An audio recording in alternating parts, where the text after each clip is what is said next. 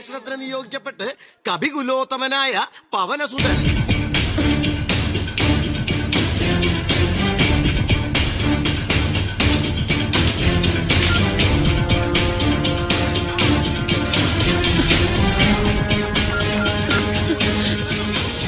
മാം, ശ്യാമിനെ കണ്ടോ? ഞാൻ കണ്ടില്ല.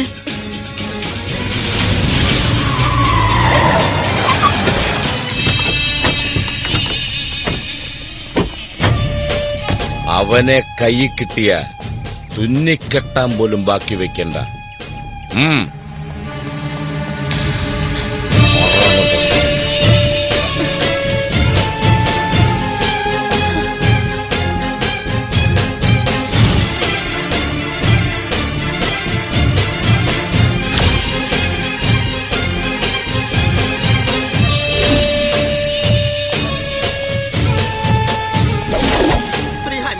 വായുമാർഗെ അങ്ങനെ കൊറം കണ്ടെന്ന് പറഞ്ഞ് സീതാദേവി അന്വേഷിച്ചുകൊണ്ട് ലങ്കാപുരിയിൽ പ്രവേശിച്ച സമയത്തിങ്കൽ സ്ത്രീജനങ്ങൾക്കിടയിൽ ആ വിദ്വാൻ എന്താ കാര്യം? ഒത്തു വന്നാലൊരു സ്പർശന സുഖം അല്ലേ വാഷളാൻ? അപ്പൊ നമ്മൾ എവിടെയാ പറഞ്ഞതെന്ന് വെച്ചാ അങ്ങനെ ഹനുമാൻ സ്റ്റേജിൽ നിന്ന് ഇറങ്ങിട്ട് മതി. ആ കഥകളിക്കാരനും കൊടുത്തേക്ക് 2 എണ്ണം. റിയാസേ, ശ്യാം എവിടെ? ഫോണിൽ വിളിച്ചിട്ട് കിട്ടണില്ല. വിളിച്ചിട്ട് കിട്ടുന്നില്ലെങ്കിലേ വിവരം പറഞ്ഞൊരു എഴുത്തിന്. തമാശ കളാ. അവൻ ഹോട്ടലിലേക്ക് പോയി. ആ 104 കാണും. പ്ലീസ് ഒന്ന് എന്റെ കൂടെ വരുവോ? സോറി, ഇതിന്റെ ഉത്തരവാദിത്തം മുഴുവൻ എനിക്കാണ്. ഇത് കഴിയാതെ എനിക്ക് ഇവിടുന്ന് അനങ്ങാൻ പോലും പറ്റത്തില്ല. എന്താടി, എന്താ പ്രശ്നം? ഇവളോട് ചോദിക്ക. മതിയായില്ലല്ലേ നിനക്ക്?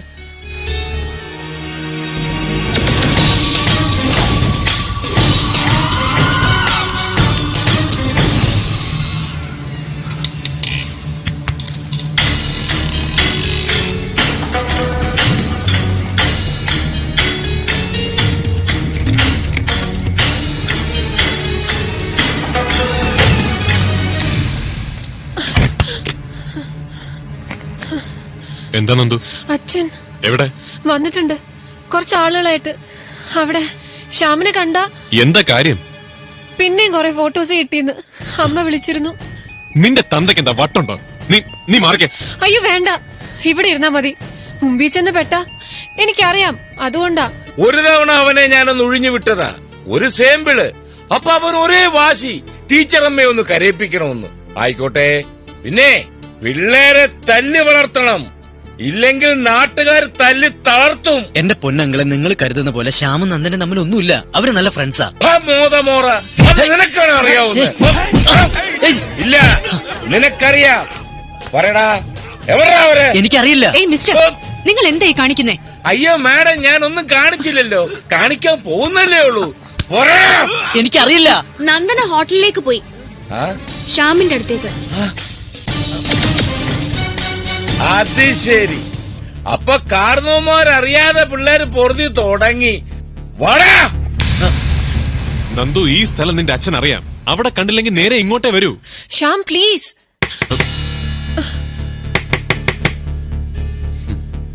എത്തി.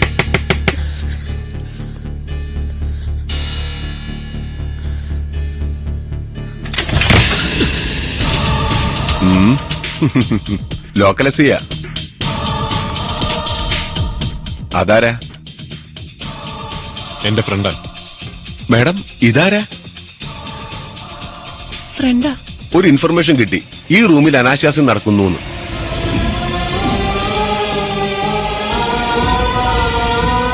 അകത്തേക്ക് വരാലോ അല്ലേ?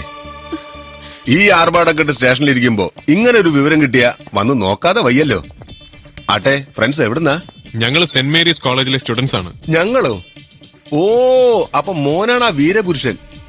1-2 ആഴ്ചയിൽ ഇവിടെ റൂം എടുത്തിട്ട് അത് 3 എണ്ണം. കൊള്ളാം, ഒരു സ്ഥിരം സെറ്റപ്പ് നല്ലതാ. ജോസഫേ, ഇവിടൊക്കെ ഒന്ന് അരിച്ചു പെറുക്ക്. നമുക്ക് ഭാഗ്യമുണ്ടെങ്കിൽ ഒരു വീഡിയോ ക്യാമറ, ഒരു കാസറ്റ്, പുതിയ ടെസ്റ്റ് അറിയാലോ. വൃത്തികേട് പറഞ്ഞോണ്ടല്ലോ. കാക്കിക്ക് മുമ്പിൽ അവന്റെ കൊണച്ച കോലുകളി. കൊച്ചിനടുത്ത് ജീപ്പിലിടെ. സർ, എന്നെ ഇവിടെ കൊണ്ടുപോയിക്കോളൂ. ഈ കുട്ടി വെറുതെ ഇവിടെ മാറി നിൽക്കണം. ഇങ്ങോട്ട് നടക്കേ.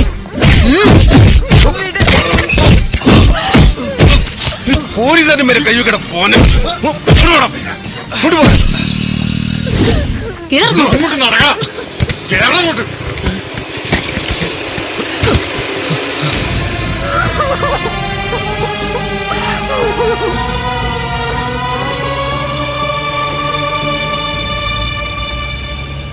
കൂടുതൽ പ്രസംഗിക്കൊന്നും വേണ്ട ചെറുക്ക. ഈ പ്രായം കഴിഞ്ഞ ഞാനും വന്നത് എനിക്കറിയാം. തനിക്കൊരു കോപ്പും അറിയില്ല.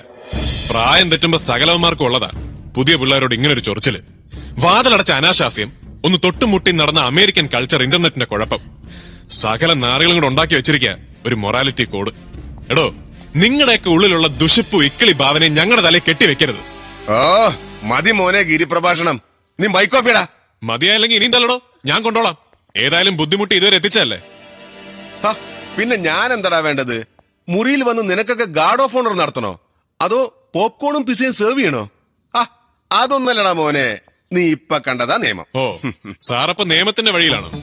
അങ്ങനെയാണെങ്കിൽ ഒരു ആണും ആണും അല്ലെങ്കിൽ ഒരു പെണ്ണും പെണ്ണും ഒരുമിച്ചൊരു ഹോട്ടൽ മുറിയിലിരുന്ന സാറ് പ്രകൃതി വിരുദ്ധത്തിന് കേസെടുക്കും. മോനെ പഠിപ്പിക്കുന്നോ നീ? ആന്റണി സർ, സർ, പ്രോഗ്രാമിനുള്ള സാധനങ്ങൾ വെക്കാനും മറ്റ് ആർട്ടിസ്റ്റുകളെ താമസിപ്പിക്കാനും വേണ്ടി എടുത്താണ് റൂമുകൾ. ഞങ്ങൾ പ്രോഗ്രാമിനുള്ള കോസ്റ്റ്യൂംസ് എടുക്കാൻ വന്നതാണ് അവിടെ. ഞാൻ ആ കോളേജിലെ ചെയർമാനാണ് സർ. എന്റെ അമ്മ അവിടുത്തെ ടീച്ചറും. ഞാൻ എവിടുന്നായിരുന്നു ഇൻഫർമേഷൻ? സർ, ഒരു ടെലിഫോണിക് ഇൻഫർമേഷൻ ആയിരുന്നു. പേര് പറഞ്ഞില്ല, ഒരു സ്ത്രീ ശബ്ദമായിരുന്നു. കേട്ട പാടെ താൻ കയറി തീരുമാനിച്ചു അനാശാസ്യമാണെന്ന്. ഈ വക ഇൻഫർമേഷൻ കിട്ടുമ്പോ മാത്രമേ ഉള്ളല്ലോ ഈ സഡൻ ആക്ഷൻ. ഈ സൂക്കേട് വേറെയാ. എടോ, പുറത്ത് ചില മഞ്ഞപ്പത്രക്കാര് വന്ന് നിപ്പുണ്ടല്ലോ, താൻ വിളിച്ചതാ? ഏയ് നോ സർ. നിങ്ങൾ വെക്കോ. അല്ല സർ, പേരും അഡ്രസ് എഴുതിയെടുത്തിട്ട്. എന്തിനാ? വീട്ടിലാർക്കെങ്കിലും കല്യാണം ആലോചിക്കാനാ? Thank you sir. എന്നെങ്കിലും ഒരിക്കൽ എന്റെ കൈ കിട്ടും. മുള്ളിക്കില്ല ഞാൻ 3 ദിവസം.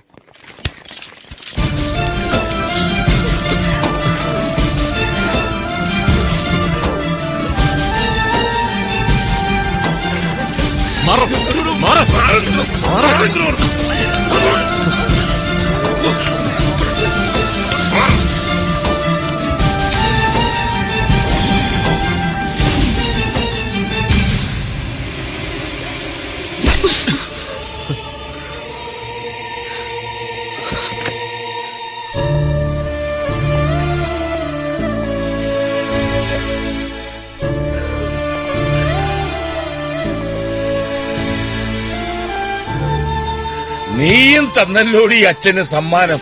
അച്ഛാ, ആറടി ഈ വിവരമില്ലാത്തവനെ തോപ്പിച്ചപ്പോ എല്ലാവർക്കും സമാധാനമായല്ലോ. എടുത്തോ, നിങ്ങൾ കൊണ്ടുവയ്ക്കോ. തീയതി മുഹൂർത്തമൊക്കെ ഇനി നിങ്ങൾ തീരുമാനിക്കേ. ഞാൻ ഒന്ന് നടത്തിത്തരാം. ഒരച്ഛനായി പോയില്ലേ, ഒന്നിനെയെങ്കിലും കൈപിടിച്ചു കൊടുക്കാനുള്ള കൊതി കൊണ്ടാ.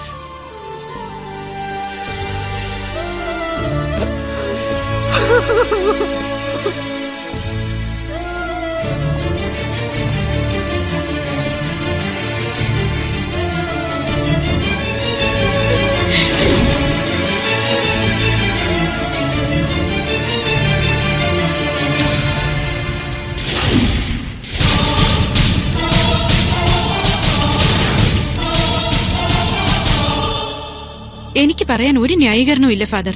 തെറ്റുകാരി ഞാനാണല്ലോ. എന്ത് ആക്ഷൻ വേണമെങ്കിലും എടുത്തോളൂ. പക്ഷെ ഒന്ന് മനസ്സിലാക്കുക, വാർത്തയെന്ന് പറഞ്ഞാൽ സത്യമെന്നല്ല അർത്ഥം. ഹലോ. ഒരു വിഷമവും അഞ്ജലി, സന്തോഷമുള്ളൂ. സ്വന്തം മോനെ വളർത്താൻ അറിയാത്ത ഞാൻ ഇനി പിള്ളേരെ എന്ത് പഠിപ്പിക്കാനാ? ഒരു പ്രായശ്ചിത്താവട്ടെ ഈ റെസിഗ്നേഷൻ.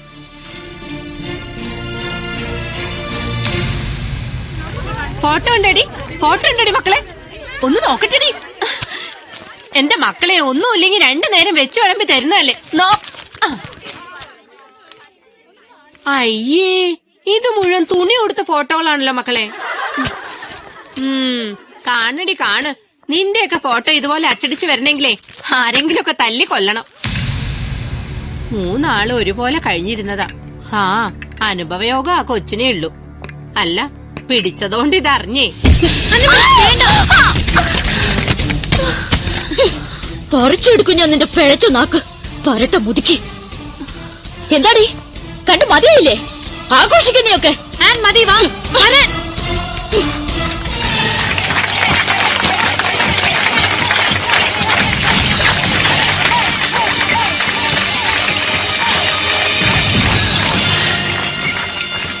ചുമ്മാ കണാകുണാ പറഞ്ഞ് നേരം കളയാതെ ഒരു തീരുമാനം പറ ടീച്ചറെ. ഇന്നെങ്കിൽ ഇന്ന് റെയ്ഷാറെ വേണമെങ്കിൽ ഇവിടെ വരുത്താം. നിങ്ങൾ എന്ത് അസംബന്ധമായി പറയുന്നേ? ഇവിടുത്തെ സ്റ്റുഡൻസ് എന്ന നിലയ്ക്ക് എനിക്ക് ചെയ്യാവുന്നത് മിസ്കണ്ടക്ടിന് നടപടിയെടുക്കാം, സസ്പെൻഷനോ ഡിസ്മിസിലോ, അല്ലാതെ വിവാഹം നടത്തലല്ല. വേണേൽ അങ്ങനെയും ചരിത്രം സൃഷ്ടിക്കാലോ. ബഹുലയ, പിള്ളേര് തമ്മിൽ പ്രേമമാണെന്ന് നിങ്ങൾ അങ്ങോട്ട് തീരുമാനിച്ച് വാളും വട്ടകയും എടുത്ത് തല്ലാനും കൊല്ലാനും ഇറങ്ങിയില്ലേ? അതിനു മുമ്പ് സത്യാവസ്ഥ എന്താണെന്ന് അന്വേഷിക്കണമായിരുന്നു. ഈ നിമിഷം വരെ ശ്യാമിനും നന്ദനയ്ക്കും എന്താണ് പറയാനുള്ളതെന്ന് നിങ്ങൾ ആരെങ്കിലും അന്വേഷിച്ചോ? ഒരു പെൺകുട്ടിയാണ് പോലീസിൽ ഇൻഫോം ചെയ്തതെന്നറിഞ്ഞു. അതാരാണ്?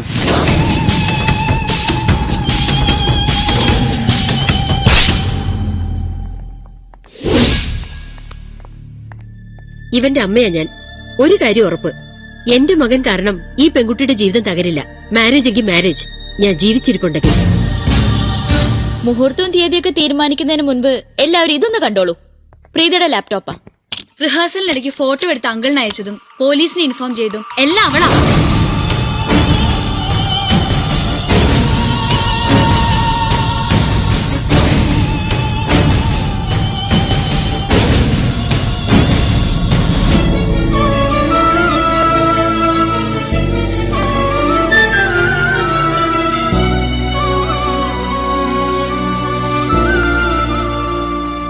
രക്ഷകർത്താക്കൾക്ക് ഇനി എന്താ പറയാനുള്ളത്?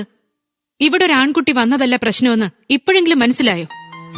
ആണായാലും പെണ്ണായാലും സ്വന്തം മക്കളിൽ വിശ്വാസം വേണം. അപ്പൊ തെറ്റിദ്ധാരണയും തീർത്ത് എല്ലാരും കൈയടിച്ചു പിരിയാൻ പോവുക. എന്റെ മോളെ ഞാനിപ്പോ എന്താ ചെയ്യേണ്ടത്? വല്ല പൊട്ടക്കിണറ്റിലും തള്ളിയിട്ട് കൊല്ലണോ? ചത്തുപോയ എന്റെ അമ്മച്ചാണ് സത്യം. കൈയൊഴിയാൻ നോക്കിയാൽ നിന്റെ കൈയൊടിച്ചിട്ടാണെങ്കിലും എന്റെ മോളെ ഞാൻ കെട്ടിക്കും, നിന്നെ കൊണ്ട്. അതിനൊക്കെ ഒരുപാട് ബുദ്ധിമുട്ടുണ്ടെങ്കിലേ. കാരണം അതിനാദ്യം ഇവന്റെ ഭാര്യയെ ഡൈവോഴ്സ് ചെയ്യണം. അതായത് അങ്കിളുടെ മകളെ.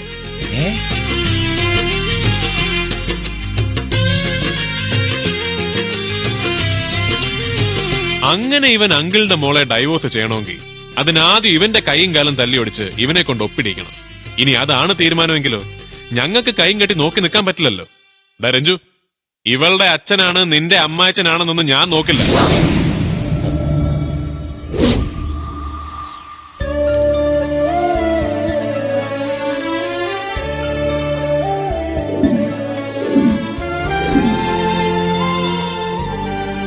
അത് രജിസ്റ്റർ റൂമിൽ ഒപ്പിട്ടെന്നേ ഉള്ളൂ. അപ്പോഴവള് പറഞ്ഞത് കൂടെ വരണമെങ്കിൽ അച്ഛൻ കൈപിടിച്ച് തരണമെന്ന്. ഒന്നച്ഛന്റെ കാലിൽ വീഴ.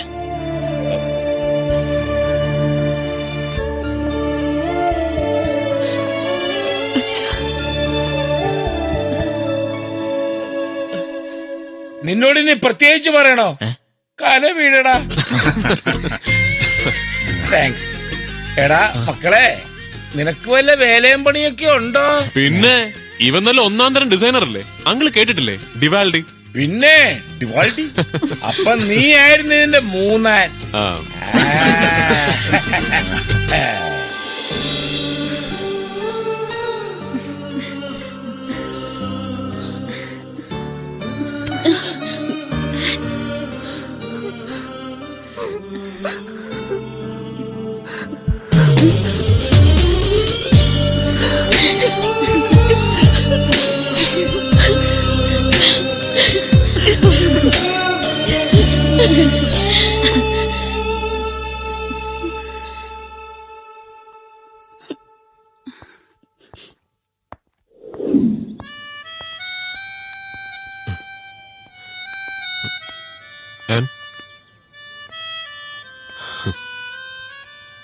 താങ്ക്സ്. ചിരിക്ക് വോൾട്ടേജ് പോരല്ലോ. റേഡി പിടിച്ച അനാശാസ്യക്കാരന്റെ ചിരിക്ക് ഇത്ര വോൾട്ടേജ് അല്ലേ ഉണ്ടാവും? ഓ, എല്ലാവരും തെറ്റിദ്ധരിച്ചതിന്റെ വിഷമം അല്ലേ? ആ, അതുപോട്ടെ. എന്താ നമ്മുടെ അടുത്ത പരിപാടി? അടുത്ത പരിപാടി നാടകം. അത് കഴിഞ്ഞ സമ്മാനദാനം. അല്ല, അതിനു മുമ്പ് നമ്മൾ തമ്മിലുള്ള നാടകം അവസാനിപ്പിക്കണ്ടേ? അതൊരു പൊളിഞ്ഞ നാടകമല്ലേ? പകുതിക്ക് വെച്ച് കേട്ടിനിടുകയും ചെയ്തു.